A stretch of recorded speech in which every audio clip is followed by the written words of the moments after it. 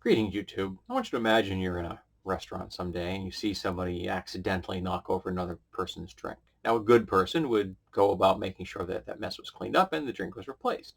That would just be the neighborly thing to do, the ethical thing to do.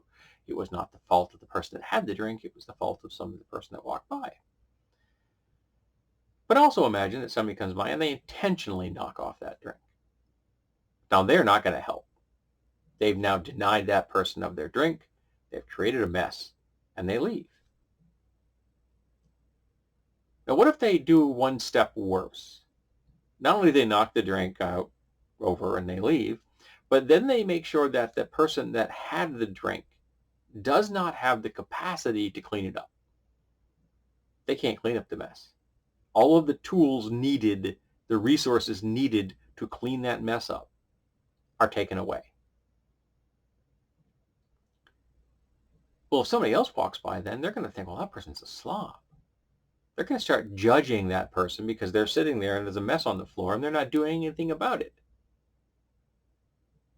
And you think, well, that's going to attract ants. Well, don't these people have any, self-worth? And that disinterested third party is going to start judging that person. But they had nothing to do with that spilled drink. They had a drink. It was taken away from them. And now they can't clean it up. And of course, now they're being judged for it. Anybody want to anybody think that I'm not talking about spilled drinks? Right. I'm talking about discrimination. Institutionalized discrimination. Discrimination that is created intentionally, initially.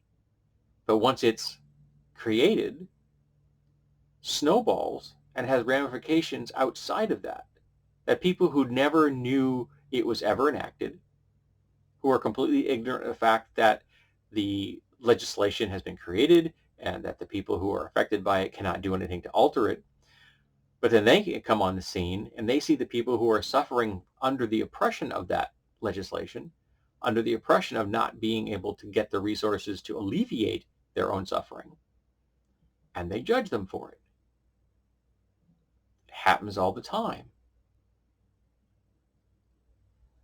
I grew up being raised by a racist.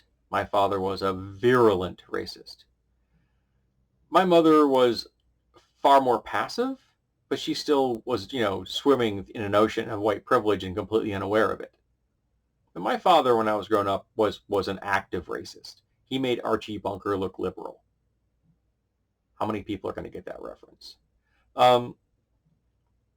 And my grandmothers, both of them whom I loved to death, were also racists.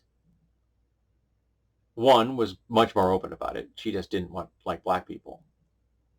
But the other one had this very condescending white man's burden thing about it. I don't think she ever judged black people for being black, but she judged them because, well, they can't help being that way.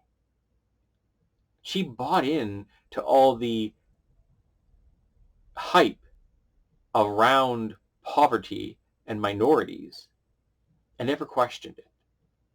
And I saw her do the same thing with poor white people, but there was a different tone to it. It was like, well, they can't really help themselves. And then there was an excuse. She didn't do that for black people. There was no excuse. And of course, there was no understanding either that this person was poor because that poverty benefited somebody else. That's why they're poor.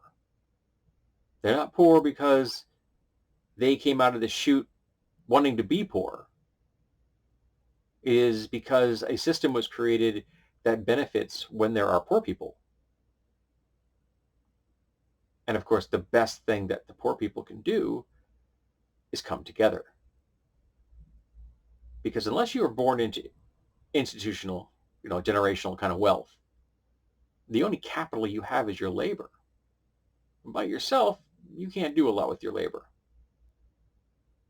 You can't build roads and build dams alone. It's not easy. But if you join forces, you can. You build roads, airplanes, and airports, and roads, and highways, and dams, and go to the moon if you join forces. Win wars, too. And of those that benefit from being poor really go out of their way to make sure that folks don't extrapolate that labor together can achieve great things. Because if labor comes together and aims that energy at the people that have created the system that makes them poor, those rich folks are really terrified. Because you see, we don't need them, they need us. They don't do the work, we do.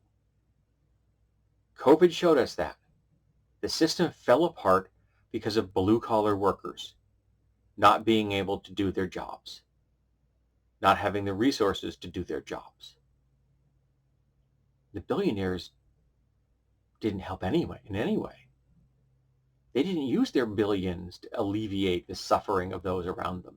They didn't reach out and help their employees. So, if we come together collectively and exert our labor force, we could accomplish great things. And we could stop people from knocking over other people's drinks and taking their resources away and making disinterested third parties judge them for living in what they perceive as squalor when they had nothing to do with it ever. So before you judge somebody, understand the connotations that they're in. The old walk a mile in their shoes, you don't know the burden they carry, and you don't know the person that put the burden there.